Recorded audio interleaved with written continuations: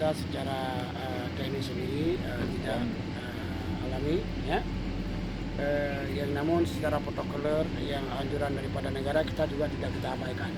Itu terus kita lakukan. Yang namun secara manual khususan seperti apa yang saya lakukan hari ini juga kita akan terus jalankan ke desa-desa, tidak hanya di kampung, di kota. Tapi saat kondisi corona seperti sekarang ini, polisi sempat mengatakan tadi kalau keluar daerah kalau tidak begitu itu dibatalkan. Itu pejabat. Oh siap. Ya memang ya.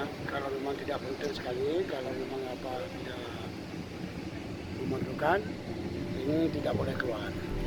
Dan ini sama-sama kita arahkan, kita jaga supaya masyarakat kita terjamin kesehatan oleh dalam segala hal.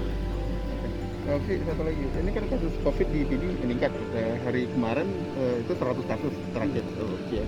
Apa yang akan dilakukan pemerintah daerah untuk mengurangi risiko penularan COVID ini?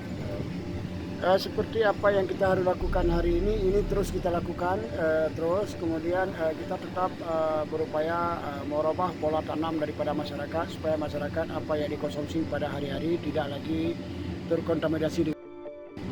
Itu salah satu penyebab itu corona. Memang itu dasar. Dasar penyakit. Itu di dasar penyakit.